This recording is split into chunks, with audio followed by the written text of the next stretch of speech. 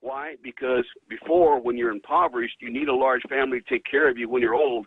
If you get wealthy, you don't want that because it's a drain on your finances and so forth. And most nations that have become more wealthy over a period of a generation or so have seen their growth rate plummet dramatically because people don't want as many children as they used to have. So I think if we were to create wealth for these people, it would actually do more to create a stable population than by the methods that you're talking about, fertility control and that type of thing. And much faster as well, because there's a natural incentive then for people not to have large families rather than the punishment or the bootstrap approach that they're taking now in these third world nations. The other thing that I have to really recognize, and I can't say I can address it to any great extent, is the eugenics side of it. These people have always been big on eugenics and creating the perfect human being and all the rest. And as a consequence, if you have population control, you can begin to introduce eugenics into it and keep certain people from reproducing while allowing other people to reproduce. That's a pretty hard statement to make, I know, but it is part of their background, and I think it needs to be recognized. No, I mean, that's exactly what we've documented. Of course, Hitler got his eugenicist ideas from the British before the whole Nazi Germany thing about, you know, infanticiding babies, disabled people, etc., etc. It didn't start with Hitler. And as he said, I mean, Brazil, India, their economies are rapidly developing, and as a result, the birth rate is naturally decreasing, which shows, as you said, if you give these countries wealth, property, and prosperity, the problem ceases to exist. I think we got a taste of what life under Agenda 21 would be like. I don't know if you saw this. There was a group, this was last year, it was called Forum for the Future, and it was this charitable organization linked with the British government. And they put out a video called Planned-opolis, and this was basically a nightmare technocratic future scenario, which they were basically advocating. Mm-hmm. And it showed where, you know, only the super rich elite would be allowed to drive cars in cities. Meat would be rationed by a global food council. And it was just this horrible dystopian future which they were actually advocating under this Agenda 21 system. How will our experience of life be characterized under Agenda 21 in the future if this plan is allowed to be fully implemented? You know, that's a very good question. I just finished a novel by James Patterson called Toys, T-O-Y-S. I wasn't really enthused about going into it, but the more I read on it, the more I realized that this is exactly where Agenda 21 is taking us. I don't know if Mr. Patterson had any kind of insight as to where Agenda 21 is going to do, but it basically sets up a society of elites and the peasantry. And basically, the elites had anything they wanted, and the peasants were basically just the providers. They just provided the materials and so forth that the elites needed to have, because the elites, you know, one of the things that is very interesting about this whole concept, if you develop an elite class, the elite class can do nothing. I mean, they're not capable of doing hardly anything in a practical sense, because they depend upon everyone else to provide them all the goods and services that they want. And once that's entrenched into a society, they have to depend upon the peasantry, keep them under control in order to provide them on a continuous basis all the goods and services that they want. And that particular book was astonishing from the standpoint and the insights of how this could happen. I'm not saying it's going to happen that way, but if you want to see one version of what could happen with Agenda 21, read Patterson's Toys book. It is entertaining and is very illuminating in the sense of what could happen. The other thing that I kind of want to mention here is that in some ways there are several places in this country that we've already seen some of the restrictions of Agenda 21, at least with land rights or land use aspects of it. The upstate New York, the Adirondack State Park. The Adirondack State Park Commission was created in 1971, implemented in 1973, and it's a horror story because in this 6 million acre park, a little more than half is owned by private property, individuals. The rest of it's owned by the government. And they now have a commission that decides everything that these private landowners can do, literally everything, how much they can build, whether they can build, how many acres is required, and all the rest that goes into living on a piece of land.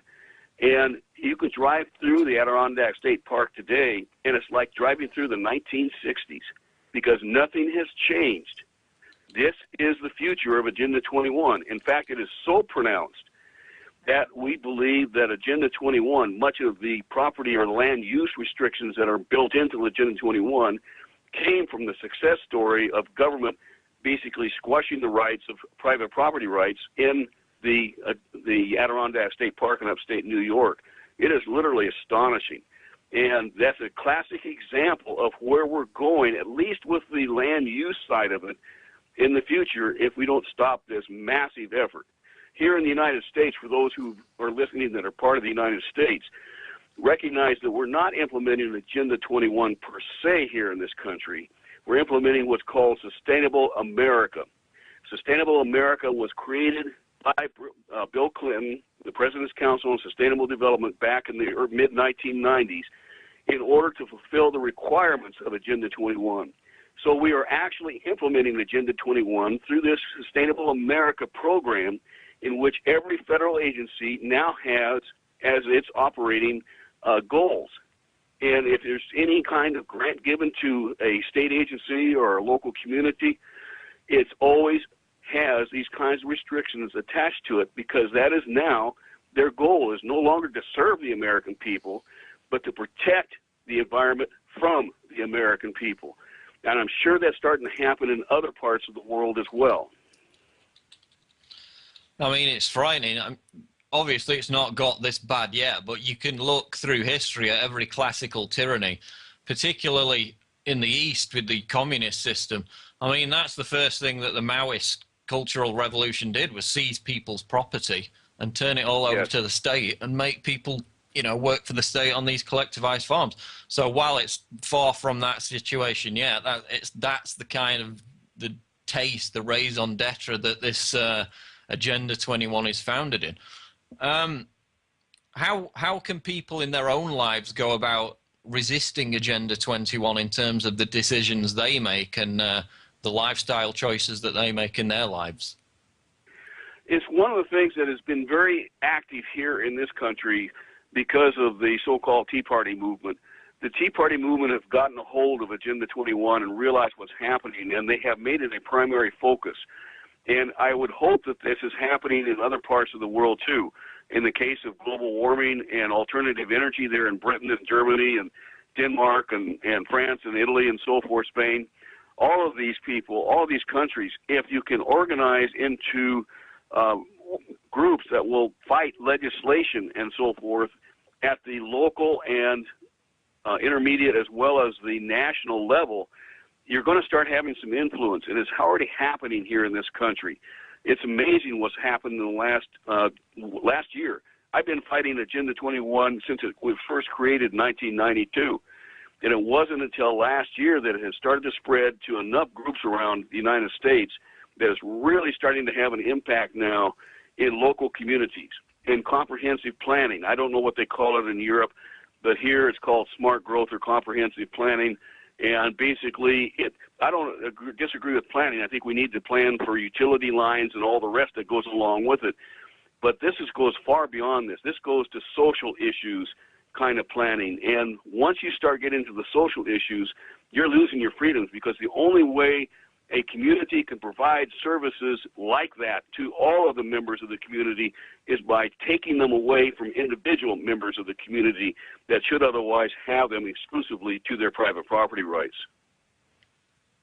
And of course, that ties into states taking people to prison or attempting to, simply for growing vegetables in their own back garden and so forth. Yes. I mean, we've had this massive revolution, not just in America, but across Europe, of people turning back to the land to grow their own vegetables. And I guess that's a key part of what you're saying there. Yes, it is. In fact, we've had legislation in this last year at the federal level that is going to prohibit the sale of anything grown locally that is not served, first has a permit by either the federal or the state governments in order to be able to sell their produce and so forth. Otherwise, they'll go to jail. Now, that hasn't been implemented yet. There's been a lot of backlash against it. However, it is one of those issues that, just as you're saying here, it is creeping in. And this is what is so disturbing, is that it's not happening all at once. If it happened all at once, you would have a tremendous backlash on the part of the population. But it's gradually being implemented. We're now going into the year 30 since the Agenda 21 was first introduced in the world in 1992. And basically what we're seeing is a gradual, implementation slowly, so that people like a frog in a gradually warming pot of water doesn't notice what's happening until it's too late. And the best way to try to get this out is what we've done here in this country, is education of those people who are concerned about it, organized into groups, and are willing to take action, because it requires us to take action, to go to town meetings and that sort of thing, to voice your concerns and to protest, if necessary, certain actions being taken by the community government right up to the national government.